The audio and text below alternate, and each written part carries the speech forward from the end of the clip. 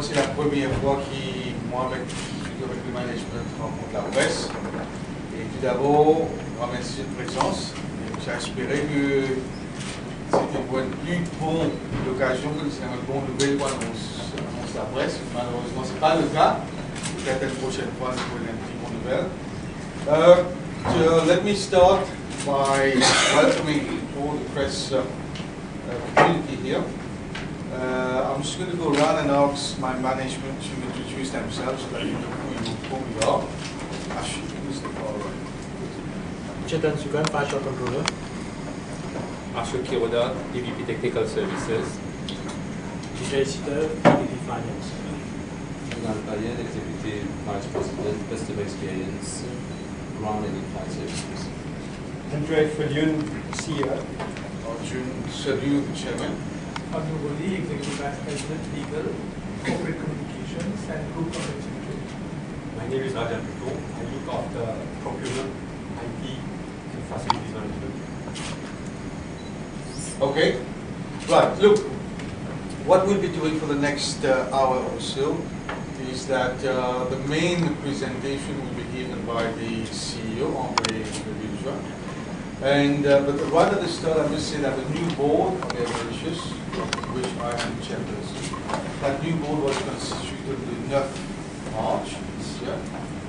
Et ce qu'on a fait ce matin, we've taken note, the new board and management, we've taken note of le bilan financier de l'année 2014-2015 qui s'est terminé le 31 mars.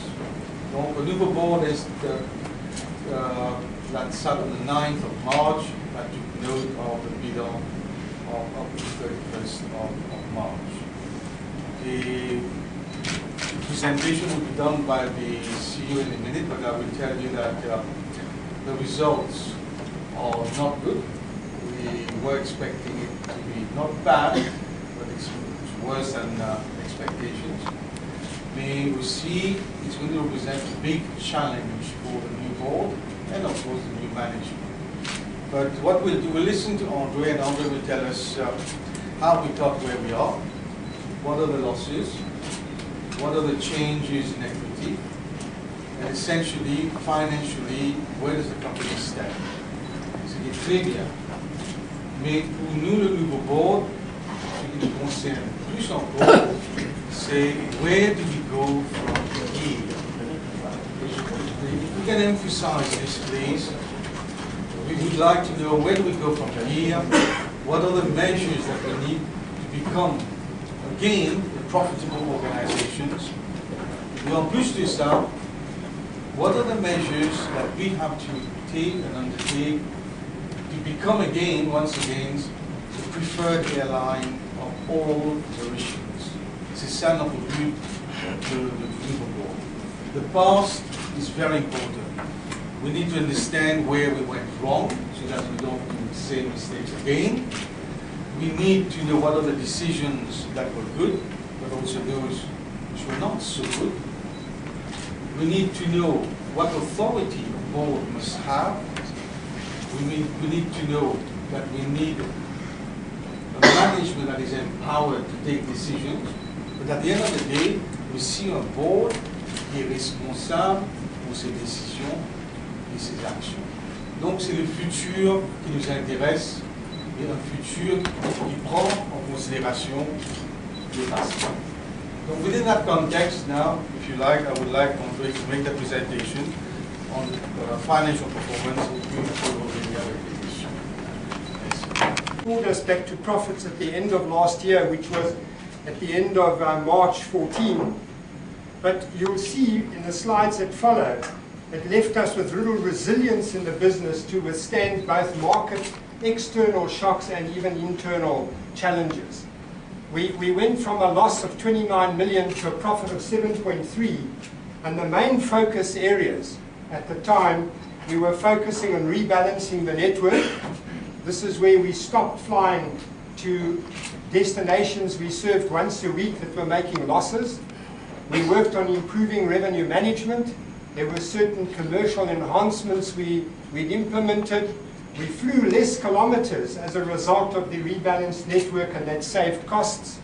As you know, we've ordered 6 Airbus A350s, 900s, which is the fleet to replace our aged A340-300s, 2 on lease, which will be received in 2017, and 4, which will come direct from Airbus, 2 in 19 and 2 in 20.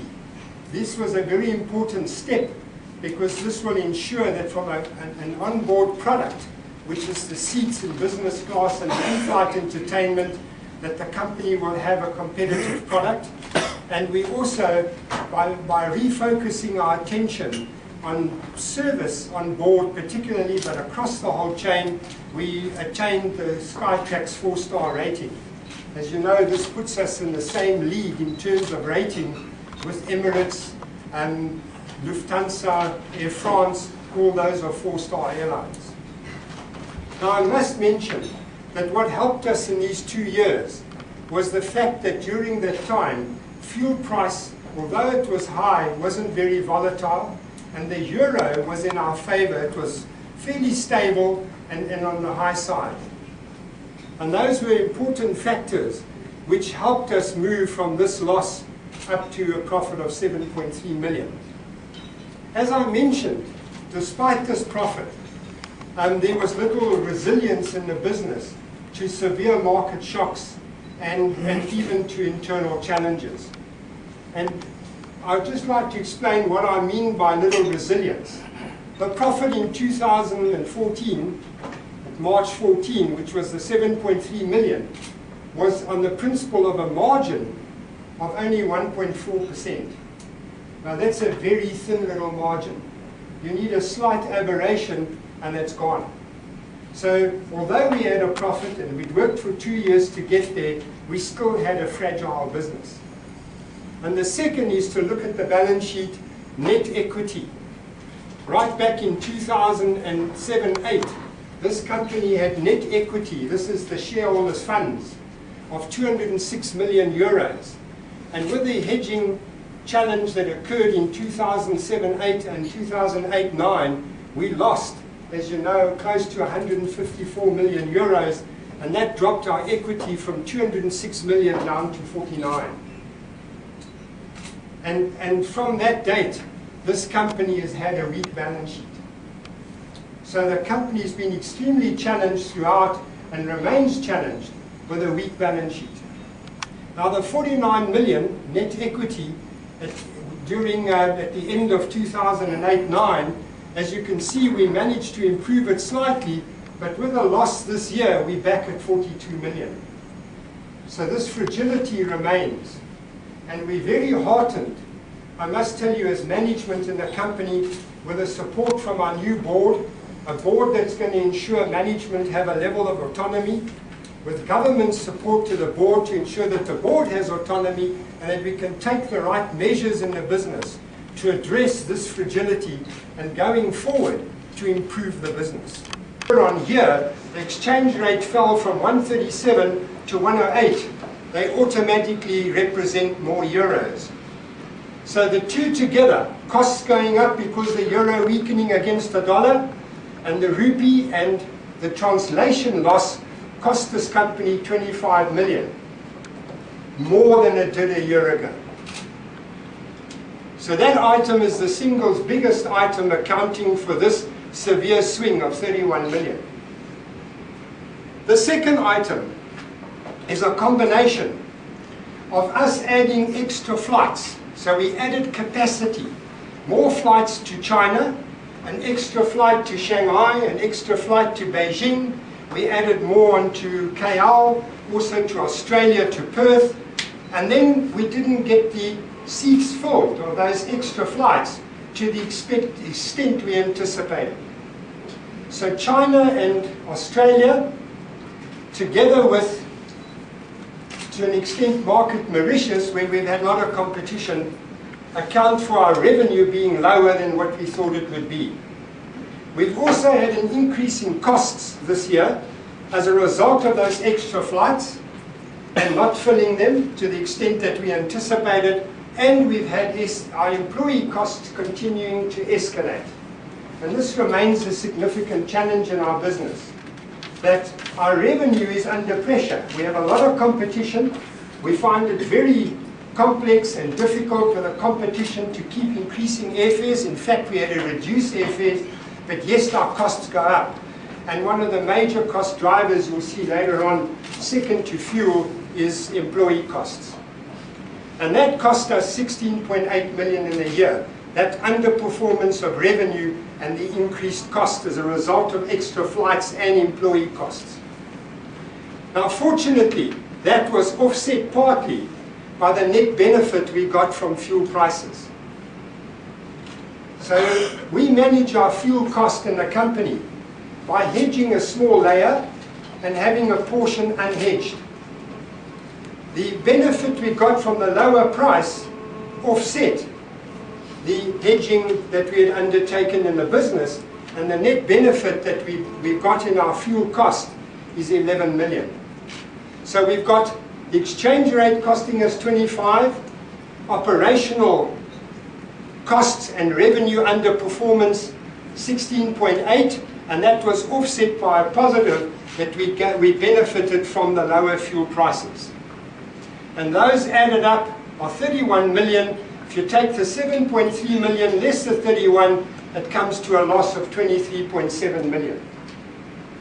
So that accounts for the swing in the business from that profit to that loss. I have a few slides to give you more detail on it. This is the drop in the euro. And as I mentioned, the euro affects two parts: the costs that are in dollars and rupees and other currencies, and the translation of the balances at the year end. And you can see it went from 138 to 109, and the average euro, because the euro started dropping towards the latter part of the year, went from 134 to 127. And the two combined created 25.6 million negative impact that we showed on the previous slide.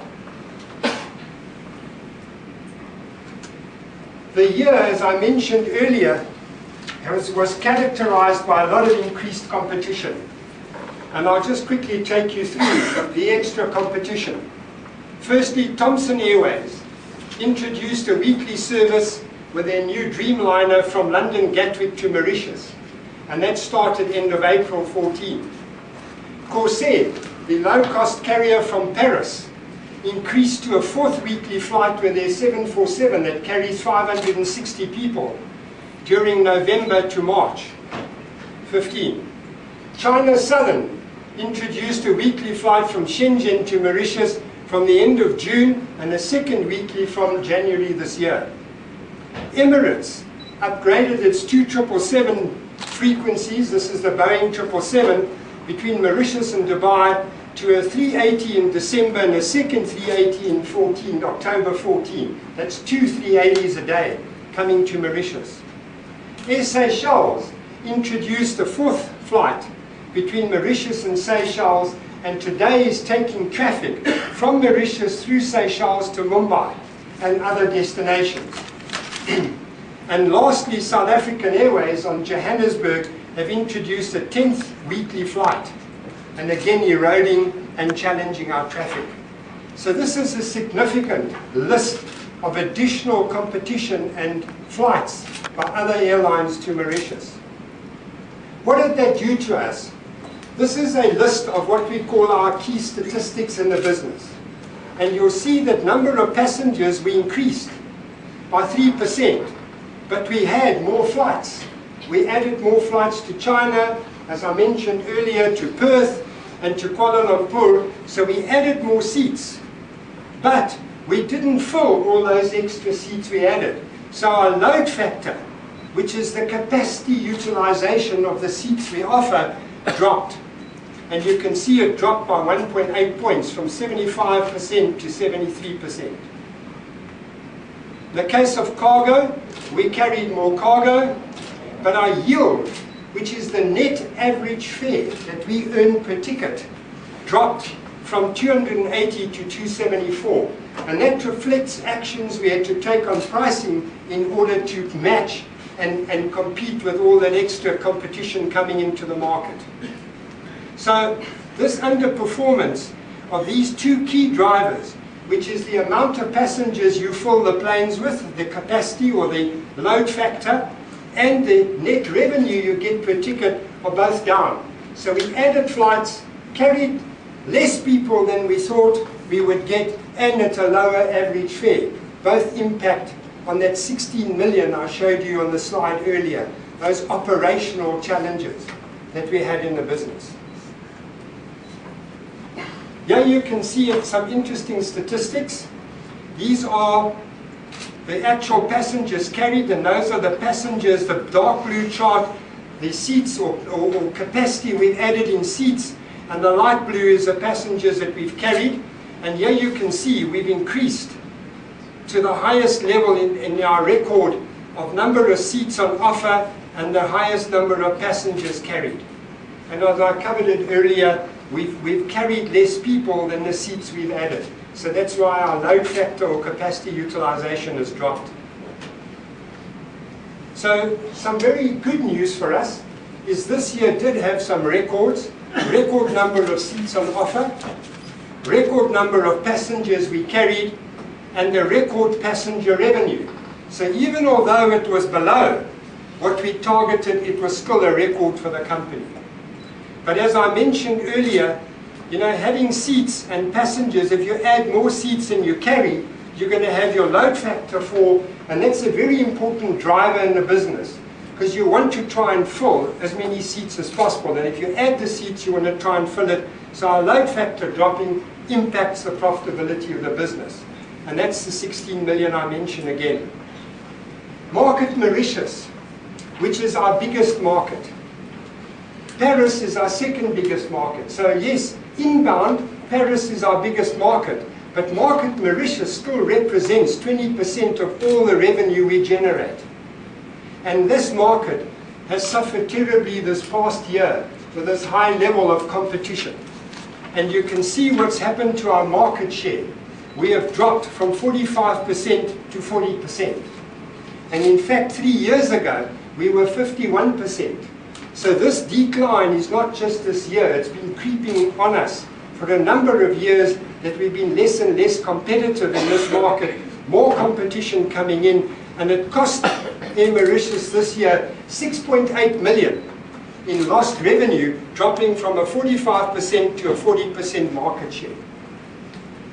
And it has come about, as I mentioned, from increased competition and some very aggressive, what we call price dumping or fare dumping, where the competitors come in, chop the airfares to take market share. So a big challenge for us going forward, and a lot of support we're going to need to address this challenge. The first is to improve revenue, the second is to manage costs, and the third is the organization structure, the management structure. So I'll start with revenue. There is an undertaking by management to push a revenue improvement for the year of 5%. We call it our stretch. It's a commitment, it is being monitored, and management are driving to ensure that we get revenue up. The second is a new program we're going to launch in Market Mauritius. It's ready for launch, and you'll see in the coming weeks when it's launched, it's going to be really to stimulate loyalty and support from Mauritians to travel on Air Mauritius. And we call it our extravaganza program. The third is Air Mauritius Holidays will be launched by the end of July. It has been tested, and we are just in the process now of organizing the launch. This is a booking portal, an IT portal, where you go online into airmauritiusholidays.com, and I welcome you tonight to go and try. And you can book your own holiday package to Mauritius, or you can book any hotel internationally, online, real time. The hotel availability it will tell you immediately if a room is available, what air seats are available, and with your credit card you can book your holiday. So you can tailor-make your own holiday right through from the hotel to excursions, undersea walking, all those activities that are available in Mauritius. And that portal is ready, and we've already had 280 sales before it's even launched. We've got, as you know, a partnership with Emirates, a commercial partnership, We've already made some further improvements to this partnership, and there are further to come. And on the 1st of August, the Emirates frequent flyer program and our frequent flyer program, Kestrel Flyer, will have full reciprocity, which means you can use each other's miles to pay for each other's tickets. And you can basically, if you're a regular flyer on Air Mauritius, you can go and buy an Emirates tickets and use Kestrel Flyer miles and reverse. And that will be a very big plus to help us benefit even more from the commercial arrangement. We currently have a forensic taking place in our cargo operation. We've had allegations of certain malpractices, and this is being reviewed, and we expect to report shortly. And as you can see, it's under the heading revenue, because we believe it's important to ensure there are no malpractices anywhere in the company on revenue matters. We've also modulated our flights on Shanghai and Beijing. So because last year we added 3 on Shanghai and 2 on Beijing, and there were times of the year when we didn't get the passengers because it's off-peak. We've now modulated in those off-peak months. We've reduced the flights from 3 to 2 and 2 to 1 to ensure that we have high load factors, high occupancy, and that we don't have the same underperformance we had this past year.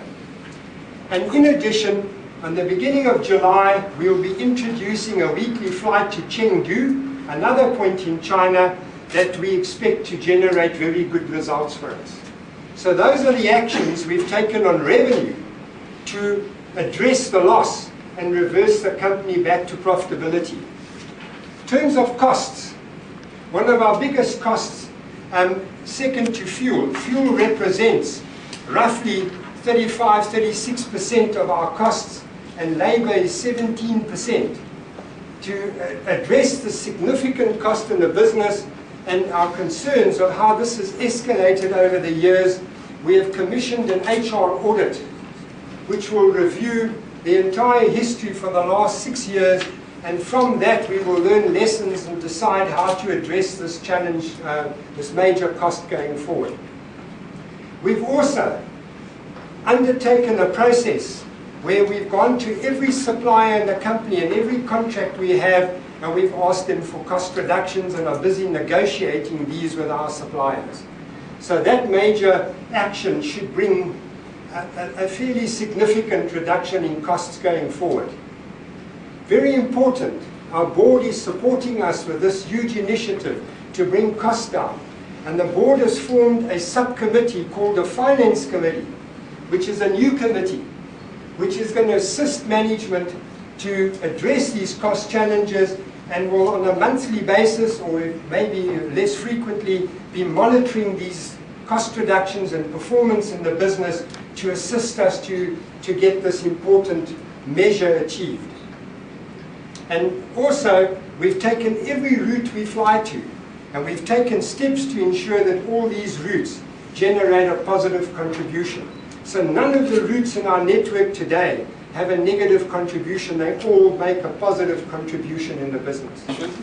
One is the figure of 42 million euro, which represents the net equity at this point in time. This is an important figure because in 2008 our net equity was about 206 million euro, and from 2008 to now this has dwindled down to about 42 million euro, and that is very worrying for any organization. You know, when there's a decline in your net equity, you're extremely worried. So that's one figure.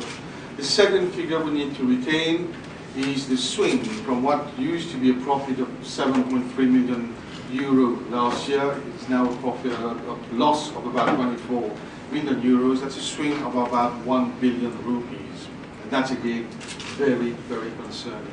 Unfortunately, this is the legacy, this is l'héritage que le new board et the new management has obtained from the company. The challenge, like I said, is now how to transform that 1 billion loss or swing into a profit within a year.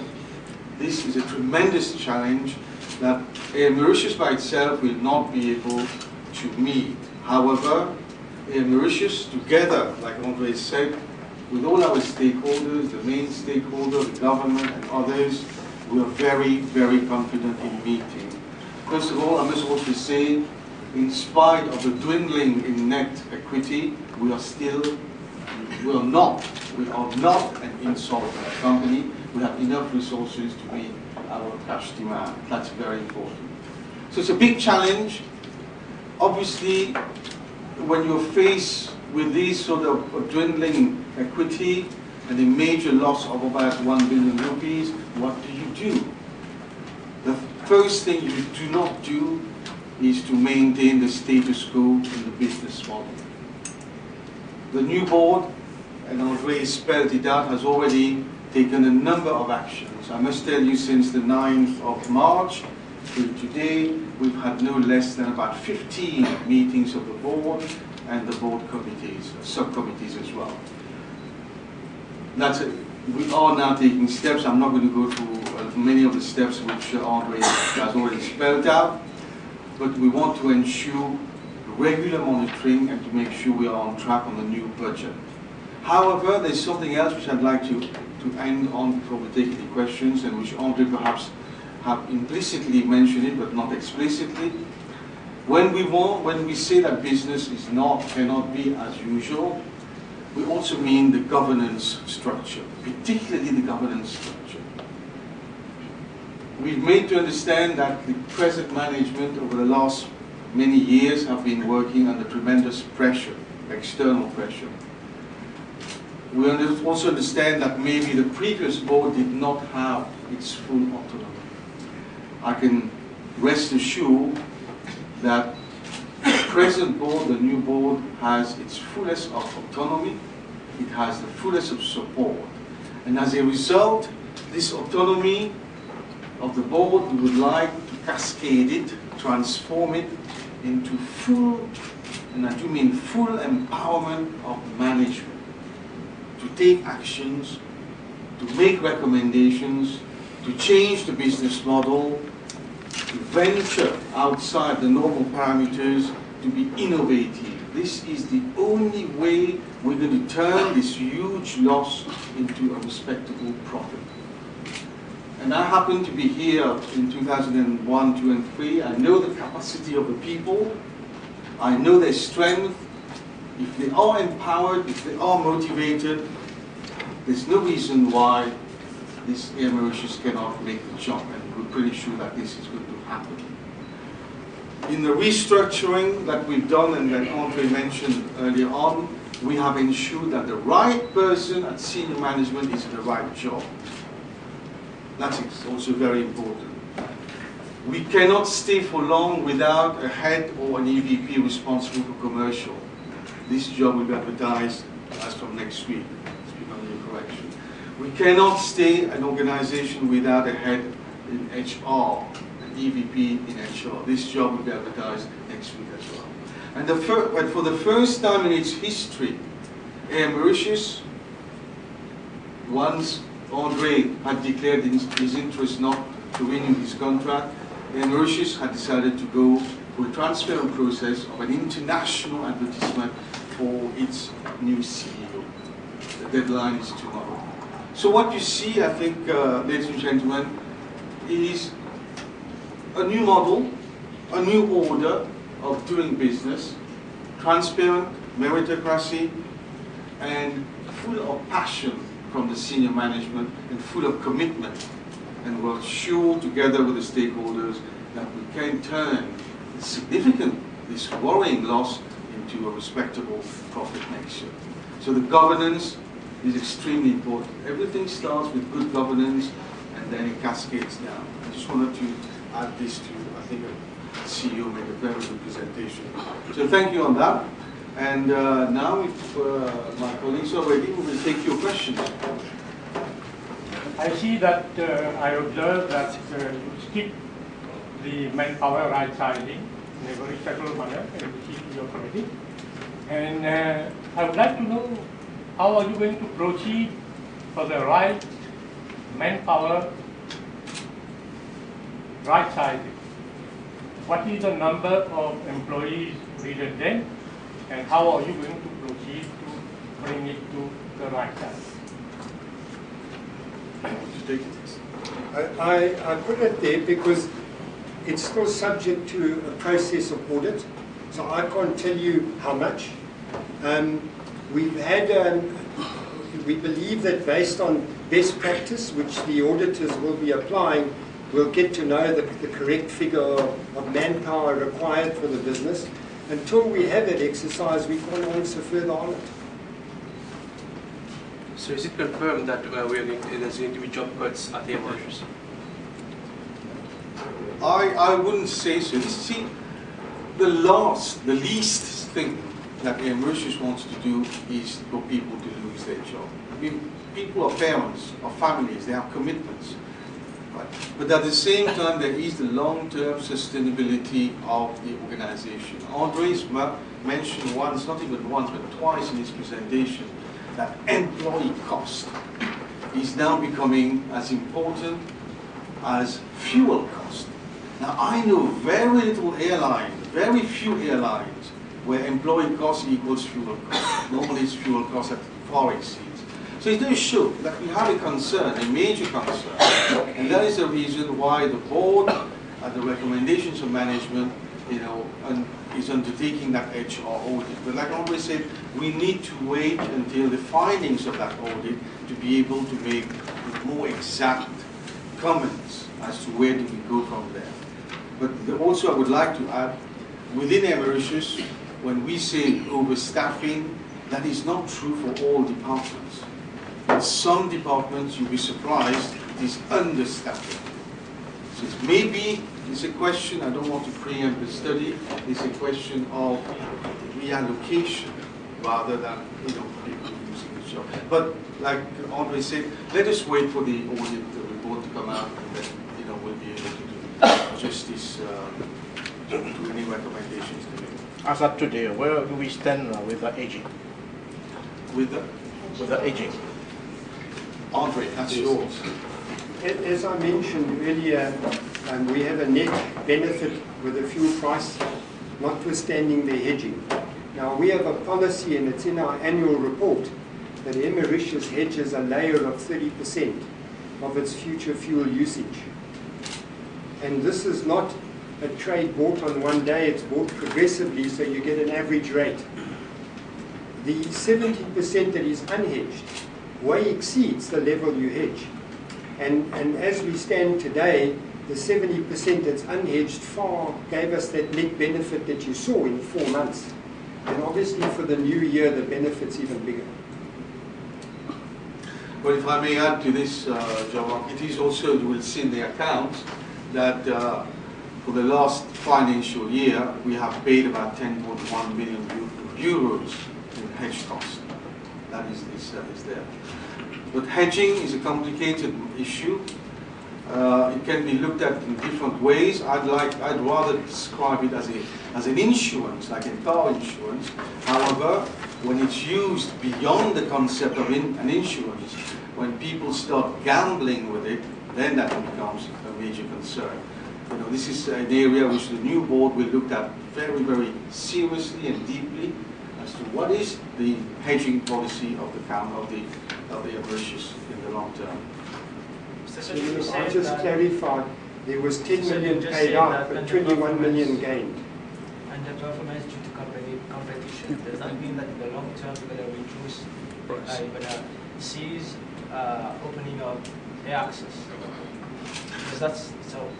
It's a very good question. Unfortunately, air access is not something that we are mandated to even comment. This is the prerogative of the government, the Manager's office. No, we do not have a say, fortunately or unfortunately, on air access policy. Taking back his question, are you going to lower the prices of the air ticket? Because if your competitors can do it, you can do it so that you can increase your passenger capacity on certain routes, maybe on China or England or France. I must assure you, 85% of our tickets that we sell as Air Mauritius are what we call IT fares. Now these are fares that are sold with packaged holidays, and they're the lowest fare possible. And we more than match all the competitors, Emirates, all of them. It's the other 15% which are sold to business people and not in IT fare or holiday packages where there's most of the competition. And so in order to ensure that we're competitive on those, we have to reduce fares. Now obviously the more we reduce costs in the business, the more we can have a low fare regime. And that's one of the key objectives. That's why we've now got the finance committee that will be supporting management to address costs in the business as well, in order to ensure we can get more to a low fare regime. But I can assure you, the bulk of our tickets are sold at low fares, which are the IT fares in the business. One of the major concerns that Air Mauritius is going to face is about the renewal of its fleet, and as of now, your average age of the fleet is about 14, 15 odd years. So questions have been raised about the new acquisition. So is the airline going ahead with the current acquisition plan? Is it in the review, taking into account that placing orders, changing the date of placing the orders would mean that you'll be spending more on old engines? You might be getting it in 2 years or 3, 4 years later than scheduled. So what's the current stand right now for the report?